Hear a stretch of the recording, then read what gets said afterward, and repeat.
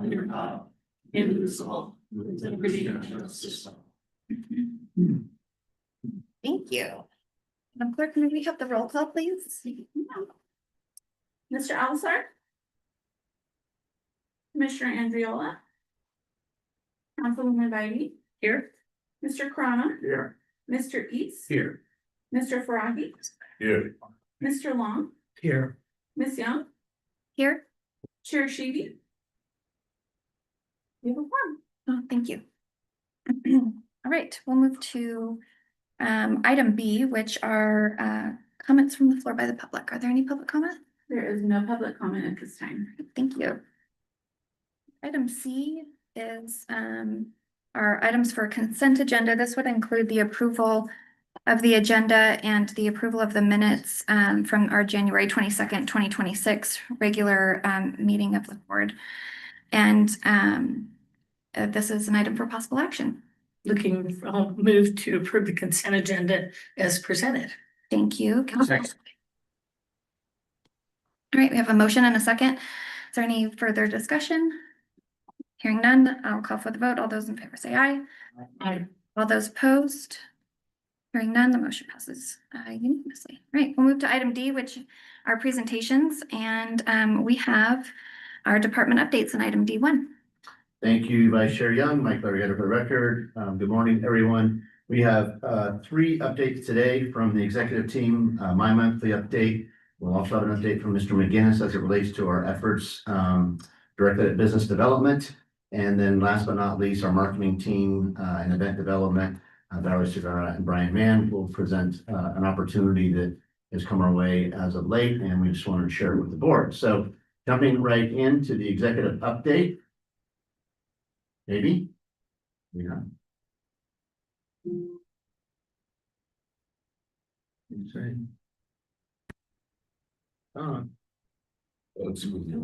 There we go.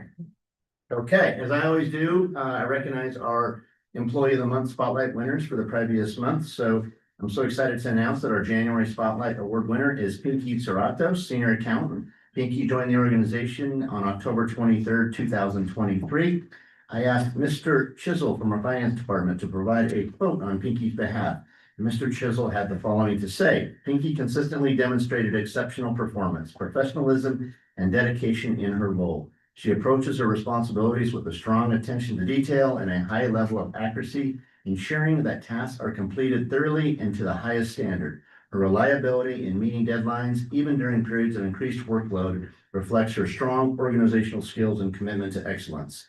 In addition to her technical capabilities, Pinky is collaborative and supportive team member who is always willing to assist colleagues and contribute to shared goals. Her positive attitude and proactive approach have made her an asset to the finance department as a whole.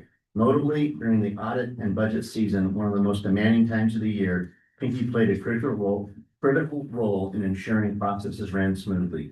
Her preparation, responsiveness, and attention to compliance requirements significantly contributed to the department's overall success. Her consistent contributions have had a meaningful and lasting positive impact on the team and the organizations. Congratulations, Pinky. Thanks, Robert. Okay, jumping into production, again, as we always do, we provide an update comparing the actual of the previous month to the same time last year. And so this first slide is a comparison of January 2026 versus January of 2025. At the request of board member Mr. Farahi, we have added a few additional metrics to this slide. And please, if the board ever has items that they would like us to add or consider for adding to the slides, we are happy to do so. Mr. Douglas has most of this information at his fingertips, and he loves to update more information and share it with the board. So as you can see, January was an exceptionally strong month for Washoe County. Overall room tax revenue compared to January 25 was up 14.2%. Overall occupancy was up 8.5%. The main areas of growth was on tourism sales. Group was down, however, as you know, those are numbers that are booked in the month for the future. So we had an exceptional January last year, so no concern about that 49.4% decline. As you'll see here in a minute, we're still pacing very strong year to date. Overall visitor count was up 12.3%. Cash rooms, which is again, very important metrics that we look at, up 14.9%, and exempt rooms up 5.6%. When we look at how we're pacing year to date versus July through January of 25, we are up for the first time, pacing for the overall year within the fiscal year of almost 1%, which is a tribute to the team, tribute to the organization, and of course, tribute to our stakeholders who are generating the visitation and setting the pricing for Washoe County. Overall ADR down slightly at 1.6. However, occupancy up almost 2%. Again, 4% increase over 4.4% increase in tourism. Group slightly down at 1%, but we're pacing right to the prior year and ahead of goal. Visitor count up 1.8%. And then when you get down into the breakdown of the room size, cash rooms up 2.6, comp down 1.2, and exempt up 1.2%. And happy to take any questions as we go. So, yes, sir, Mr. Bright. Why January was so strong this year? So we think it's a combination of things. When we look at the breakdown by, as you know, we look at the segmentation of different districts. One particular partner had an exceptional convention month for the month of January, nearly up $1 million year over year for January. And the other item that we think really contributed is, as we all know, we got the snow in February. We didn't get it in January, so the pass was open pretty much every day in January, which contributed to visitation as well. Robert, anything you want to add to that? That's pretty much it. Well, again, the bottom line is, I want to hear, is conventions. When you bring conventions to this community, the cab driver wins, the dry cleaner wins, restaurant, of course, hotel casinos, and as you see, the comp is down.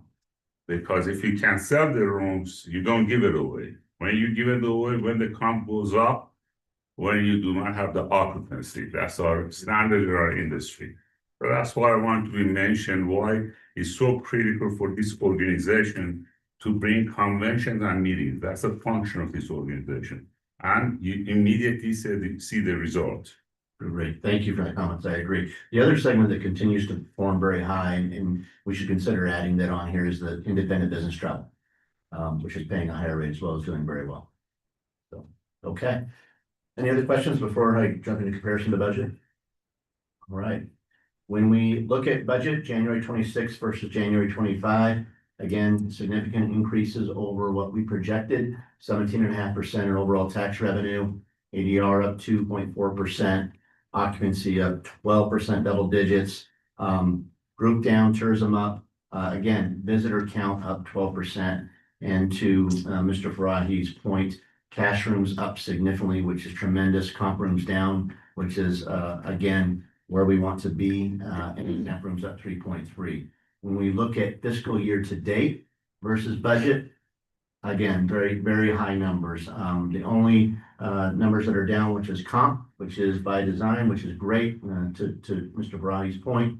But the really segments that jump out here is room tax revenue, overall occupancy, visitation, and cash rooms all up. What is exempt rooms? That's your 28-day rentals, long-term stays. Yes. Thank you. Okay. Your hotel. All right. Any question versus budget? All right, great. Thank you. This weekend is a culmination of the second season of indoor track. And as we have shared with the board in previous meetings, we're very happy to announce that we're hosting two conference championships, both men's and women's. We will have 26 universities represented between today and Monday. February, starting today through the 28th, is the Mountain West Championship, what University of Nevada is a member of. And this is both men's and women's. And then starting on Sunday, we will hold the Mountain Pacific Conference Championship, which is an additional 14 schools. So you'll see a lot of young runners out on the street. So please drive carefully as you're exiting the building today. But it's a huge win for Northern Nevada and the team, and Shelley and her team. Our goal next year is to now grow the participation within the meets. We did, as you know, 12 meets this year. So the calendar in terms of the season is pretty full. We really only had one weekend that we could have booked another meet, and that was last weekend outside the holidays. So now it's just a matter of driving more athletes to the meets themselves. Would love to have anybody attend and see it. I will be there all weekend, so I'd love to see you guys. It's gonna be really fun. It's gonna be great. And it's all live streamed on Mountain West and the MPSF websites as well. Mike, Yes, sir. Who is Mountain Pacific? What schools are those? So Mountain Pacific is a culmination of universities that don't have conference representation for indoor track.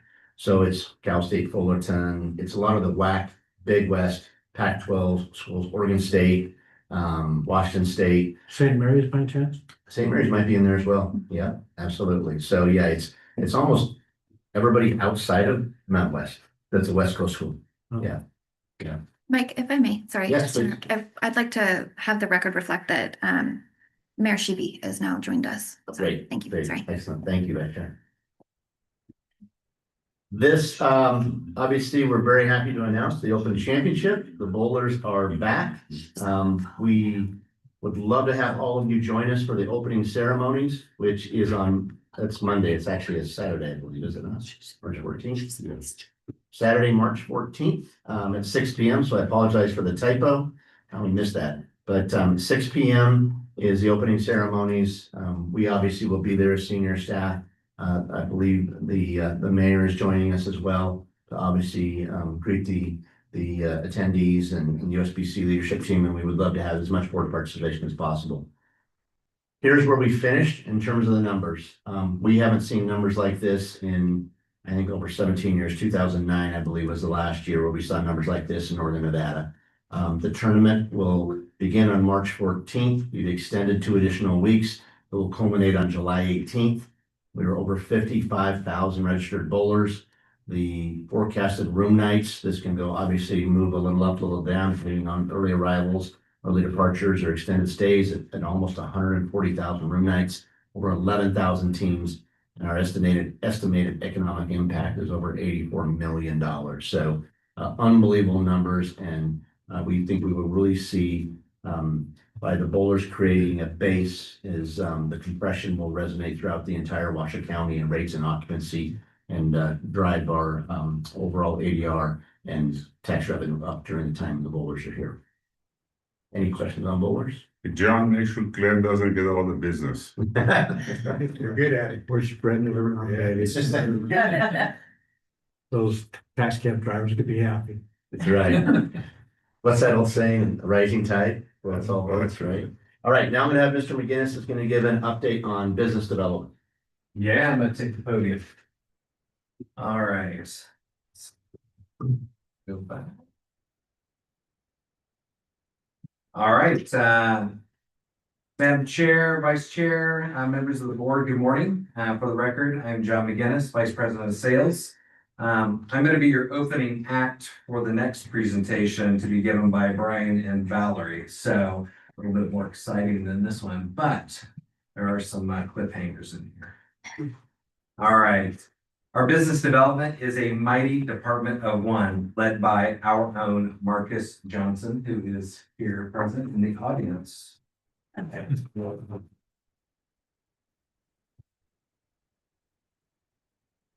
Last year, Marcus generated 98 leads that were distributed to the sports and MNC team worth over 135,000 room nights.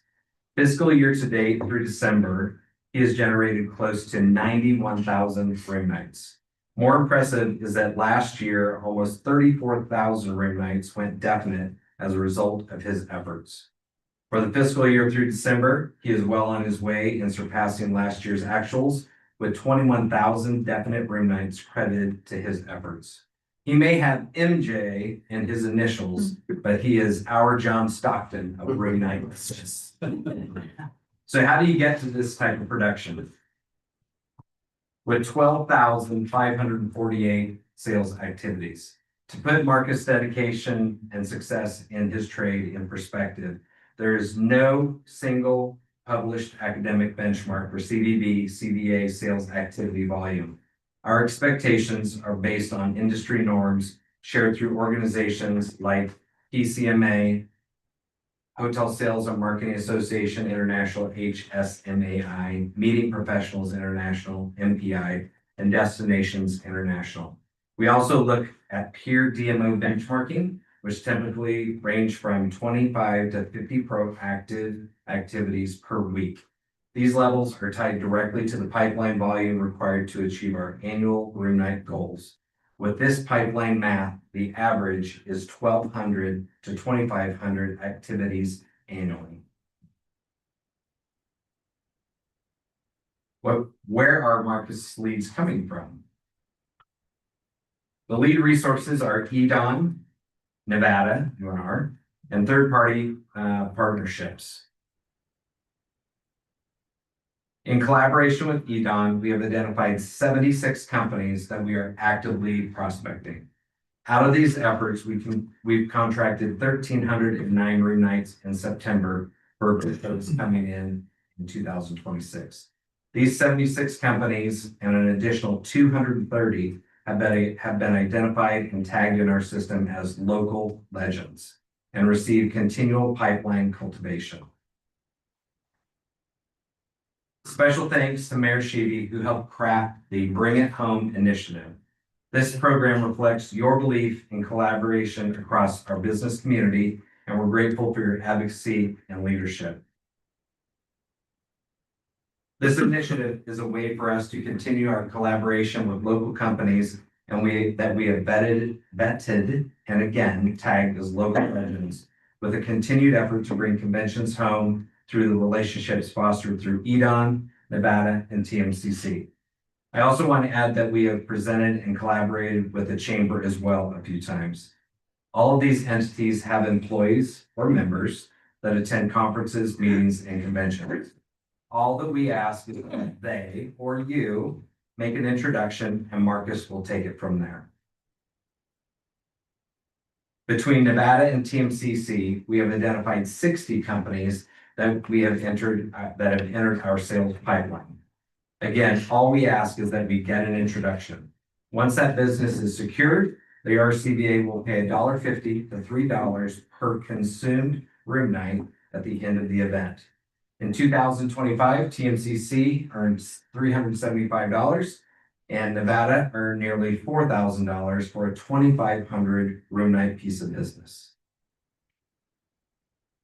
This is a great story on collaboration. This past summer, the Western Association of College and University Business Officers, a mouthful, WACUBO, wheeled their conference down to Albuquerque and Reno. Our Rocky Mountain and Plains States Regional Director, Emily Flynn, mentioned getting a letter from Nevada advocating to bring this meeting home and that it could really set us apart if we did so. Through Emily's due diligence, she identified a Nevada staff member that actually spoke at the WACUBO conference in 2023 in Phoenix. They even had a session on Reno.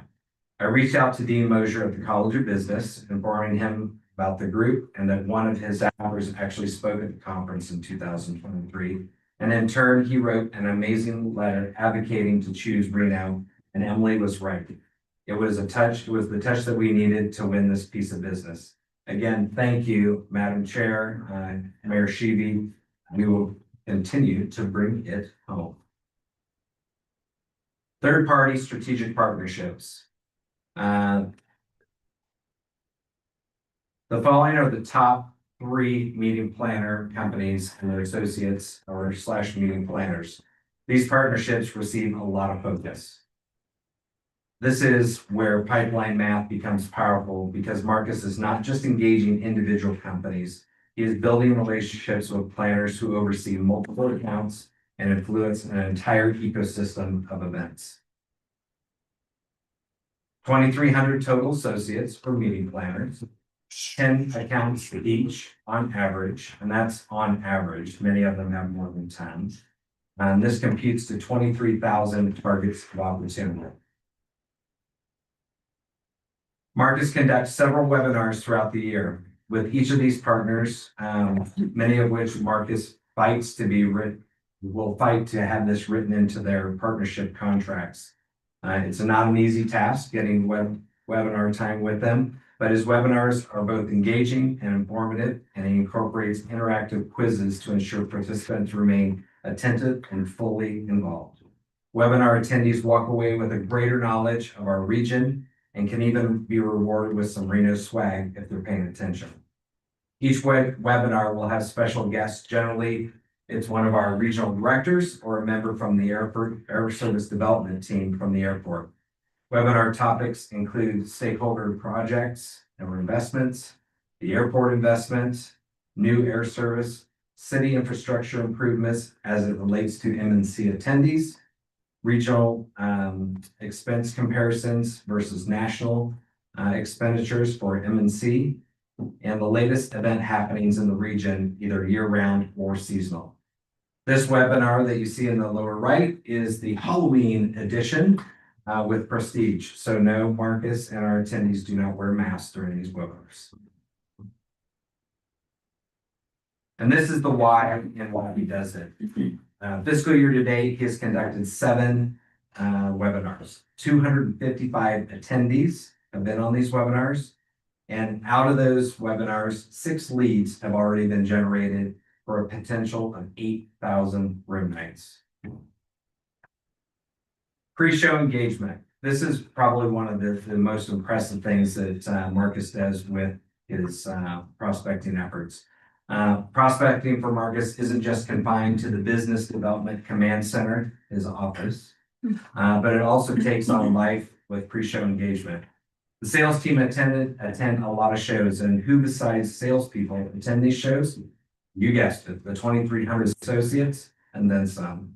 Associates that attend these webinars and those that Marcus are actively cultivating will receive correspondence approximately 6 times before they attend these shows that we are attending. The correspondence encourages them to seek out our Reno Tahoe sales force to continue the conversation about bringing their business to Reno, Sparks, and Tahoe. This slide just shows a smidge of the engagement Marcus himself engaged in, encouraging the attendees to snap a selfie with them for an opportunity to grab some Reno Tahoe swag. Try being the guy that is not the face of Reno Tahoe meetings and conventions and attending these shows.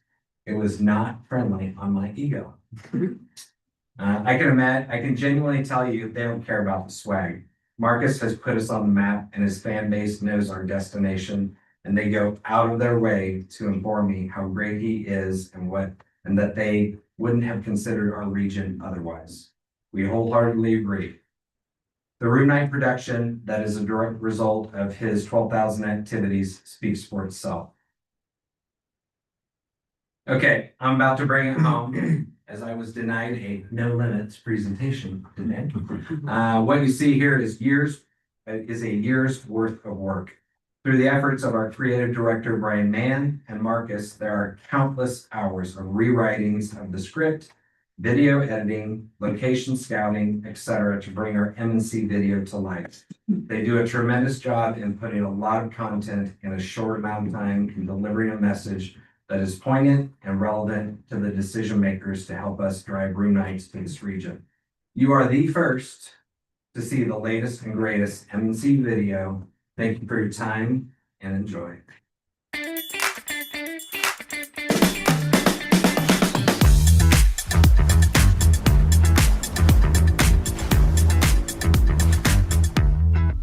Hey there, it's Marcus Johnson with Reno Tahoe. There's an undeniable energy in Reno Tahoe that inspires planners and their attendees to aim higher and do more. This is truly a no-limits destination where groups can grow, find creative event solutions, and do it all in a unique and vibrant setting. We've got everything you need to know in this quick video tour. Let's go.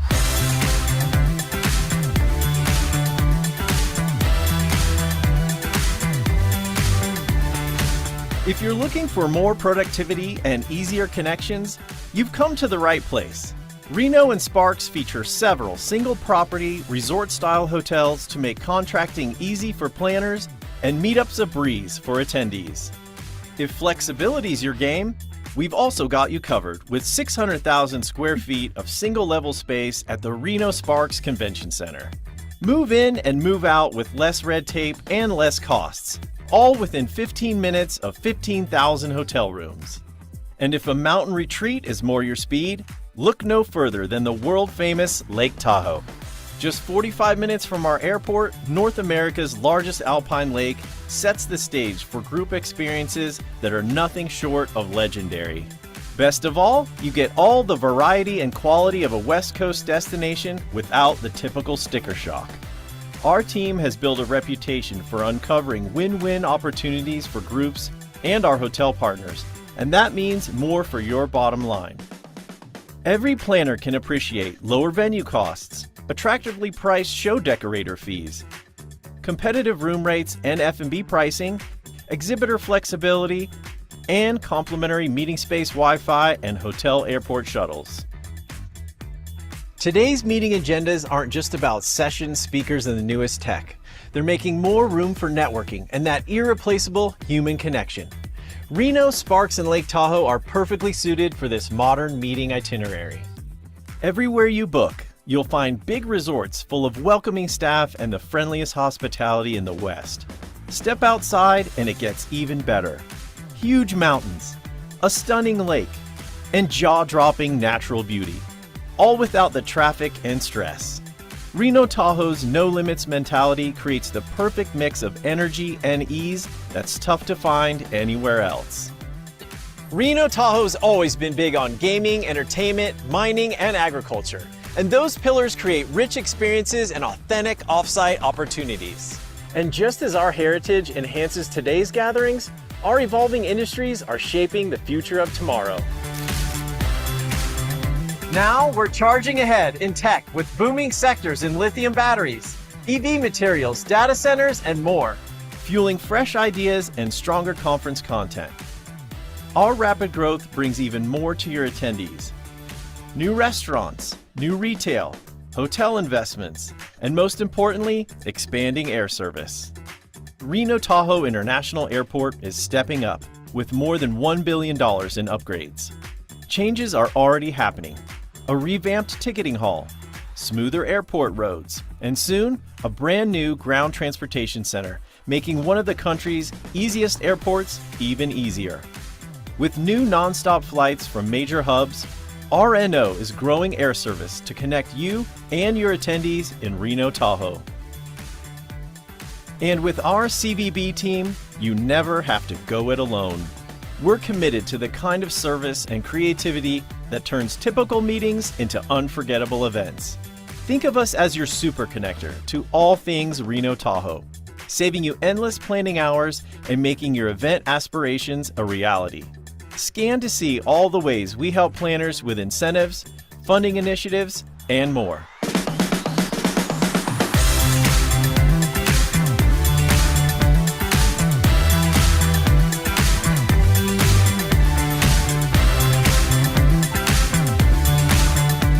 Today's meeting planners need flexibility, inspiration, and support, and Reno Tahoe delivers.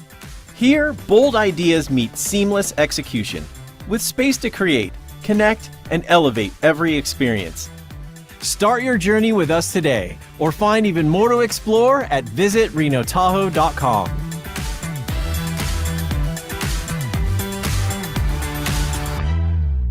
Love this.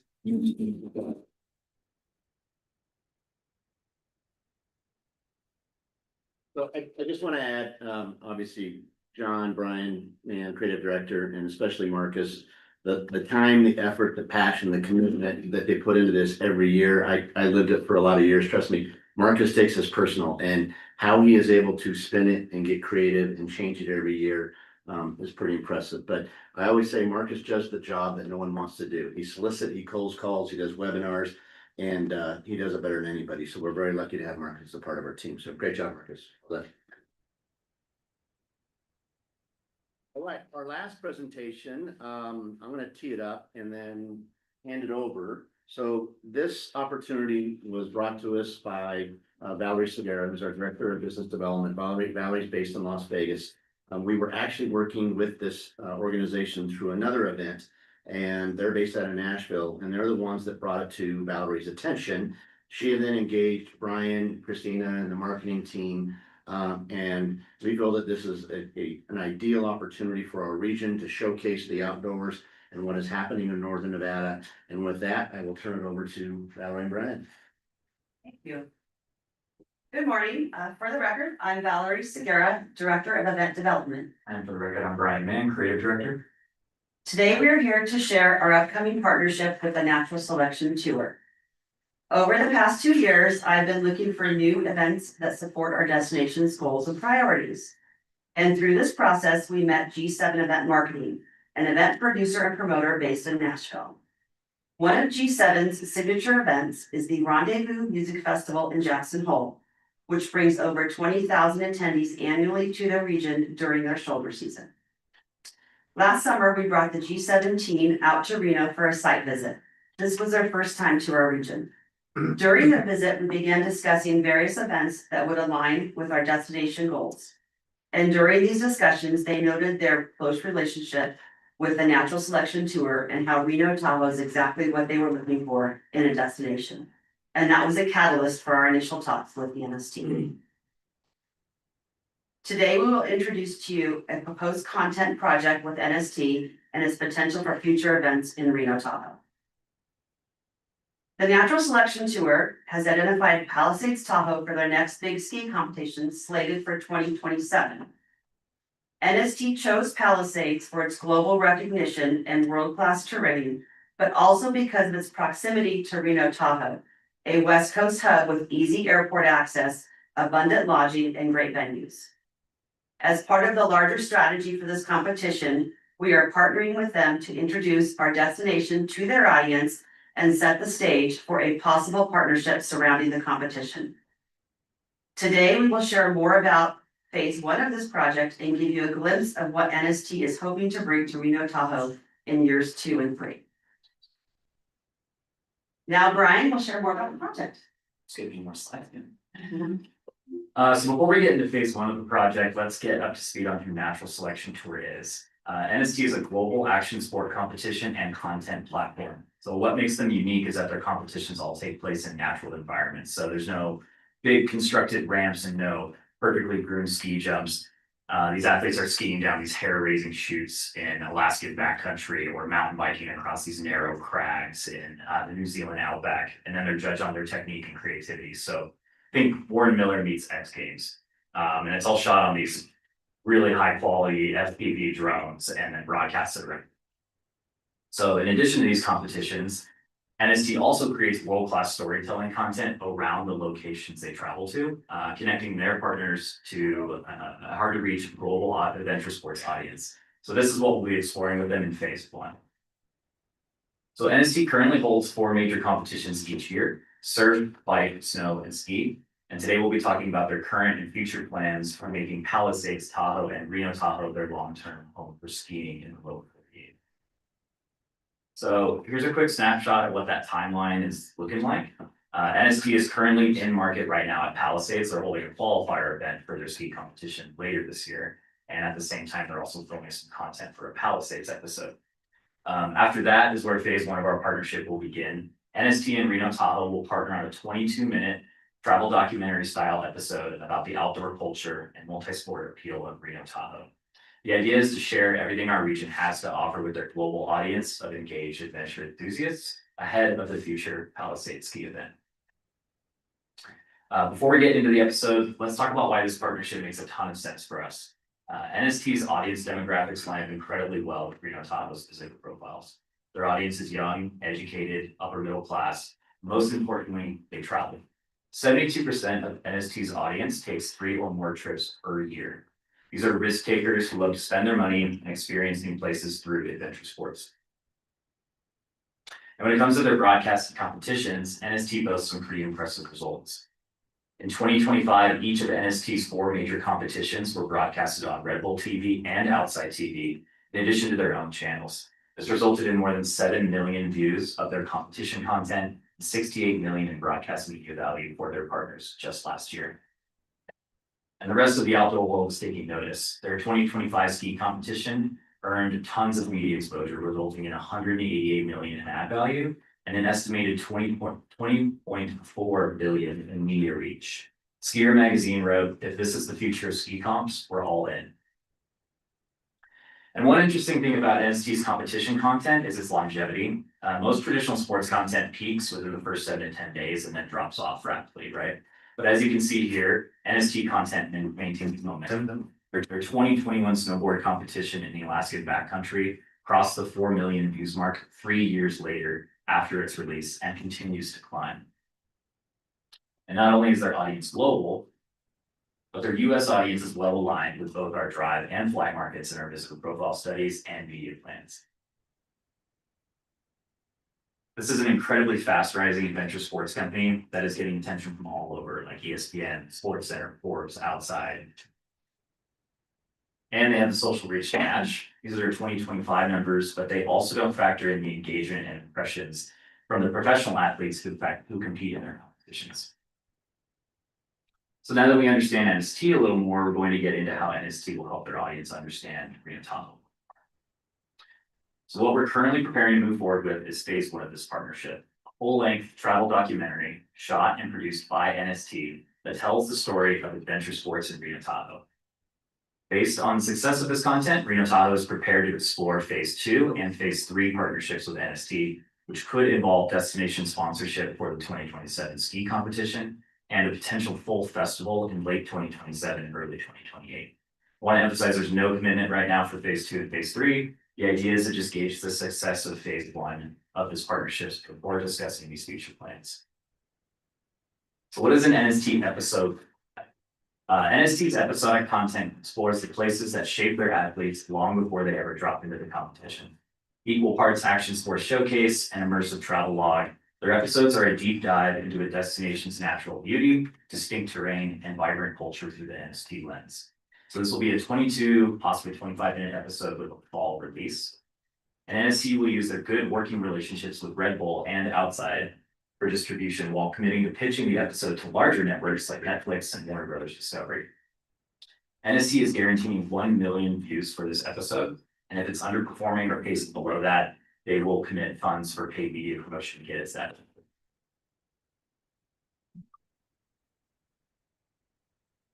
So NST's Reno Tahoe episode will establish the region as a world-class multi-sport playground, essentially providing NST's stamp of approval to their audience ahead of ski events.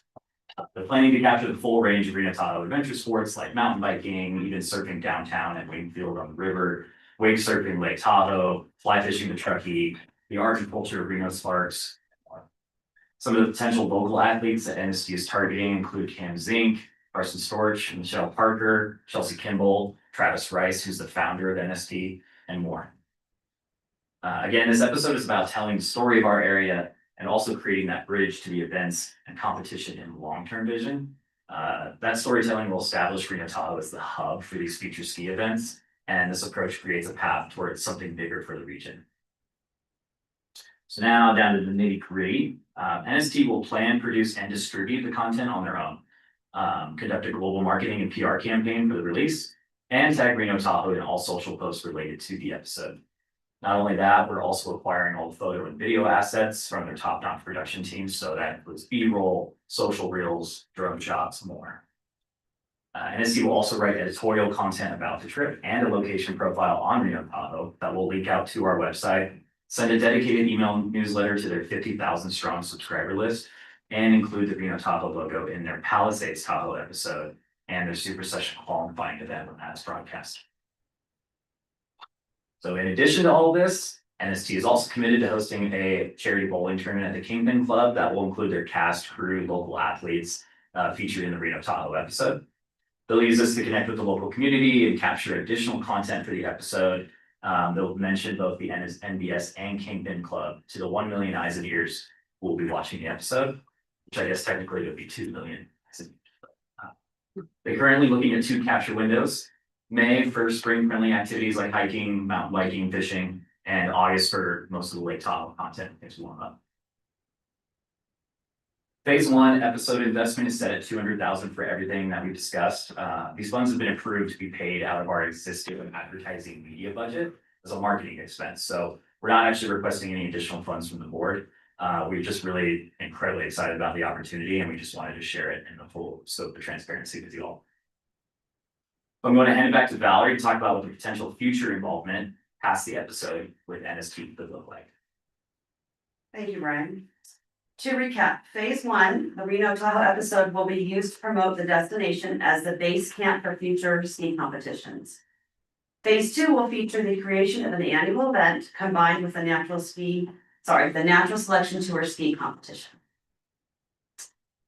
In the winter of 2026-2027, NST is bringing their ski competition to Palisades Tahoe. This will include 12 plus of the world's greatest skiers with plans to expand the competition to large-scale activations and experiences around our destination.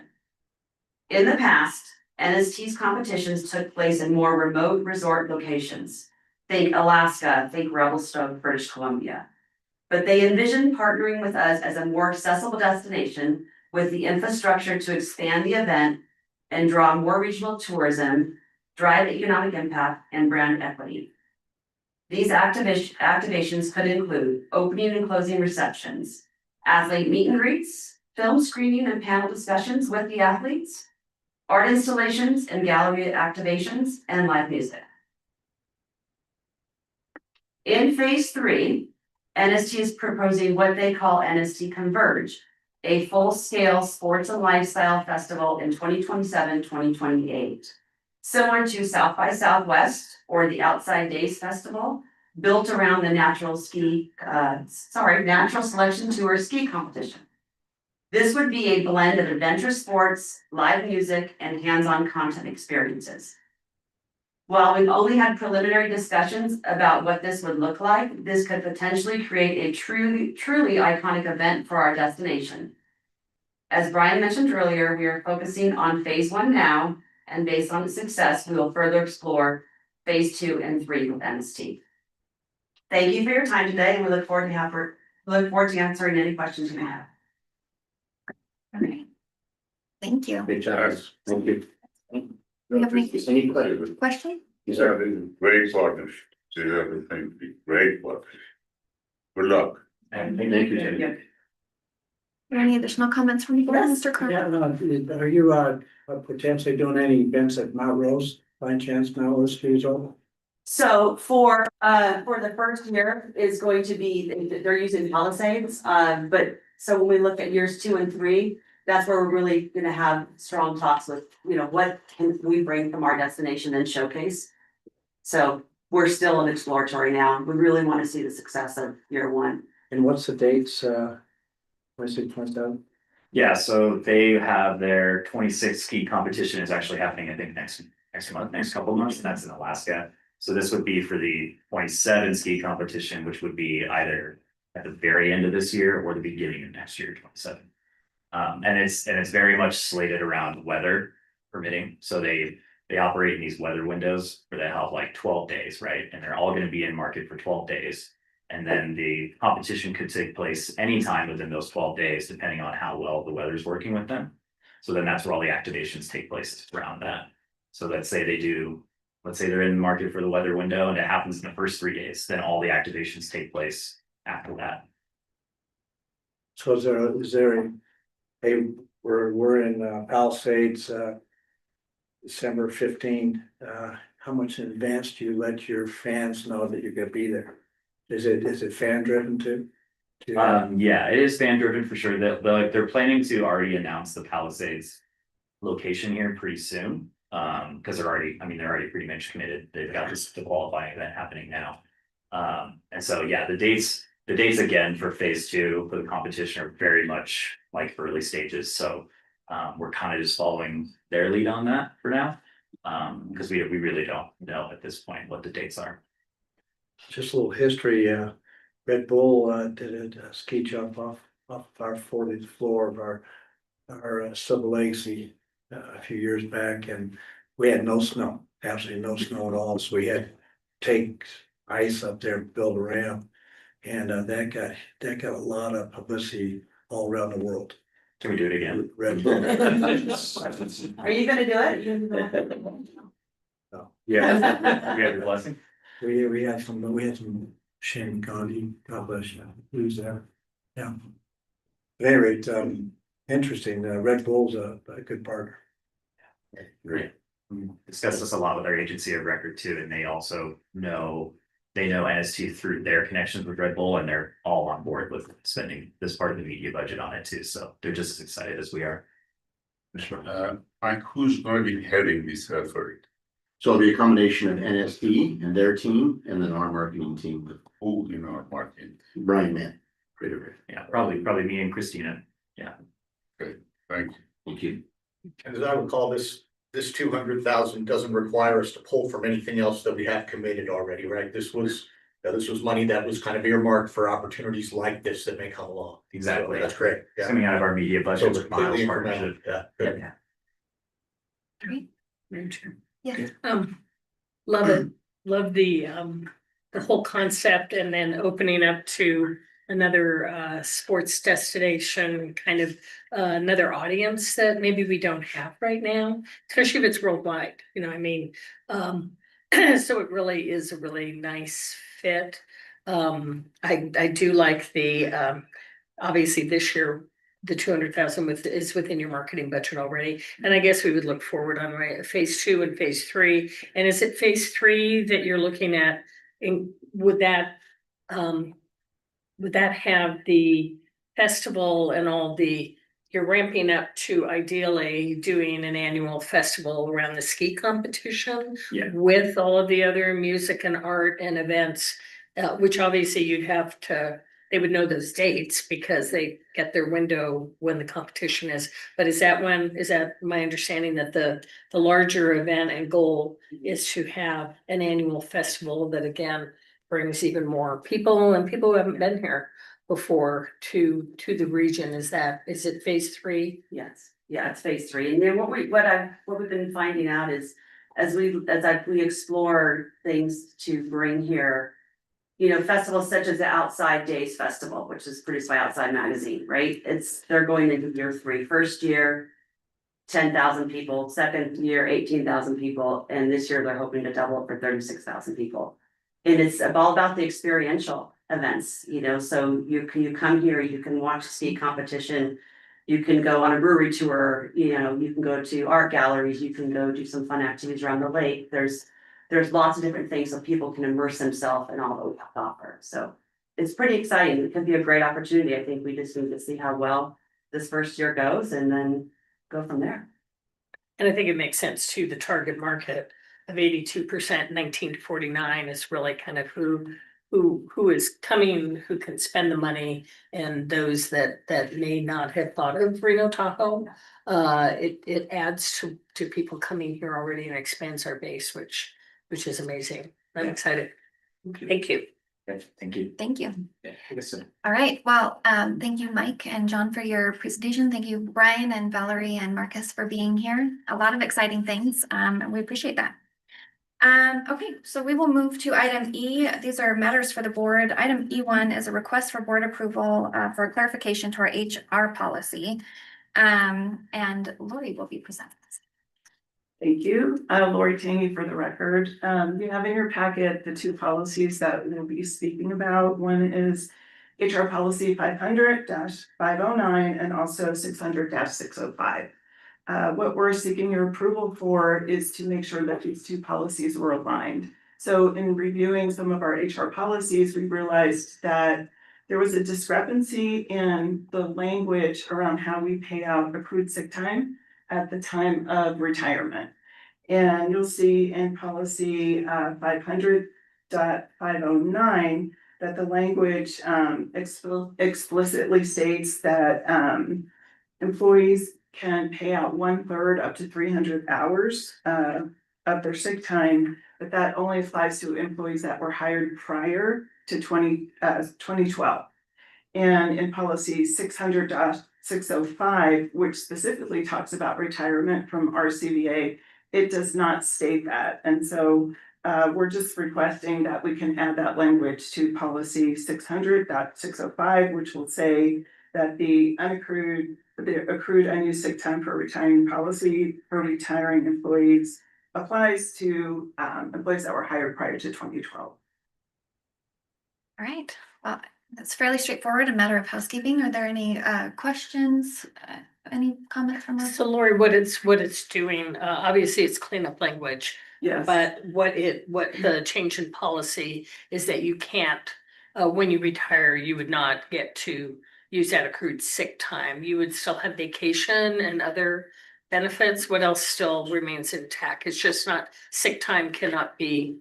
Yeah, accrued or and so we taken. see it as not actually a change in the policy. This was how the policy was being administered. It's just the other policy didn't explicitly say that. And so, yes, you will get paid out your vacation time. But when you retire, if you have accrued sick hours and were hired prior to 2012, you would be paid 1/3 of those hours with a maximum up to 300. But if you were hired after 2012, that does not apply upon retirement. Okay, thank you for the clarification. Is the goal to say that we want to have a length of service associated with it before you get the sick time, or is the goal to say that we're gonna phase this out? And so, because, employees hired before 2012, however many there are right now, right, that's gonna phase out. So do you see an extension of this date moving forward, that 2012 moves to 2020 and 2030, or do you just see it as you want it to go over? Yeah, at this time, we don't see it extending. Okay. We just see it staying the way that it Very is. good. All right, thank you. Well, this is a matter for possible action, so is there a motion? Okay. I'll make a motion to approve the request, to modify, is it HR policy 600.605? Correct. To ensure alignment with retirement payout provisions for the unused sick time as outlined in HR policy 500.509. Thank you, Mr. Eads. There's a motion. I'll second. Thank you, Mr. Cronin. We have a motion and a second on the floor. There further discussion? Right, hearing none, we'll call for the vote. All those in favor say aye. Aye. Aye. Opposed? Oh, is that Mr. Abelson? Yes, it Sorry, is. Ed. Hello, There. hello. All right, so thank you. Okay, great. All those opposed? Hearing none, the motion passes unanimously. Thank you. All right, we will move to item F, which are board member announcements, reports, and updates. Are there any announcements, reports, or updates from our board members? All right, okay, I will take this opportunity to, I've continued to be really impressed by the partnership and all of the work that the team at the RSCVA puts in, especially with the airport. And so part of that is, I'm sure you all have heard, starting October 1st, there will be nonstop flights to Nashville through Southwest. So it's a big deal. What's the date on October 1. But that was a result of effort through many of our community partners, including the RSCVA. And so I just want to give a big thank you for all of the help and effort to achieving that milestone there. Additionally, the More R&O project, you will see that gates B1, B3, B5, and B7 are now closed for construction. So if you are frequently leaving those gates, B1 is our most frequently used gate. If you are using those gates, it's important to just make sure that you're checking pretty consistently for updates, things like that, to make sure that you are where you need to be so that you don't miss your flight.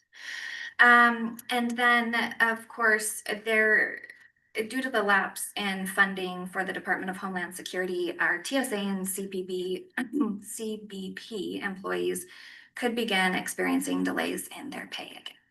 And so that could be as early as next week unless Congress approves some funding before then.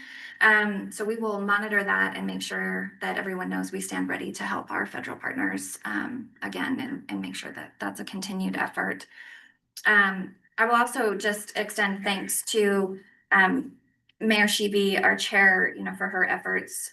She puts in a lot of work on this board, and her Bring It Home campaign, I think, was a great example of her commitment to the community. So just a shout out there. Okay, so next we move to item G, which are comments from the floor by the public. Do we have any public comment? No public comment at this time. Okay, Chair, yes, Ms. I would like to bring up what I brought up last meeting, please. Yes. There are some of us who are new on the board. I think it's imperative that we have a meeting about the strategic plan for this organization. What are the work that is being done, where the resources are being put, and how we can justify where these resources are being put in this organization. I have concerns about some of the financial documents that we have gone through, and I want to urge the board to have that meeting to sit down and look at again, where are we putting our resources, and based on what, and what are we getting in return for it. So I would again like to ask for that strategic meeting here, sit down and go into details of where our goals and objectives are, and whether they meet the goals and where the mission statement of this organization. Thank you. As mentioned, I will make sure that I get connected with our chair and Mr. Larangetta so that we can get some planning around that. I also know that our finance committee is meeting to discuss current budgeting efforts and things like that. So that may be a good opportunity for us to get a deeper look for you into that. So we'll go ahead and make sure that you're included in those meetings as well. Thank you. But again, with all due respect, it has to be not only budgeting for next year. I'm talking much broader picture. Yeah. I understand. I'm tracking where you're at, and I'll make sure that your needs get addressed. Okay. Okay, thank you. Don't we have a strategic plan? I thought a multi-year strategic plan, and I don't know if Mr. Farah, you have access to that or? He does, Okay. absolutely. All right. I believe if we haven't shared, we will, sure, absolutely. If we do, I would appreciate if I can. Yeah. Where are we, Mike, on the strategic plan? I know we do the 3 years and then we do an annual so we can see where we are. Where are we are we in our new? We are in the first 3 year of the First 3 year, year first year of our 3-year 3-year plan. Yes. Okay, so last year we approved, so this is year 1, so we should have an annual plan report of this strategic plan that we already. Yeah, we generally do that towards the end of the fiscal year, so and as you know, we also on a quarterly basis go through the commitments that we made to this board and to this community as it relates to our priorities within that plan and what we've achieved and what is pending and what is yet to be resolved. But so to the extent though that there's additional information, make sure that you know. Thank you. Okay. All right. Okay, well, that takes us to item H, which is adjournment.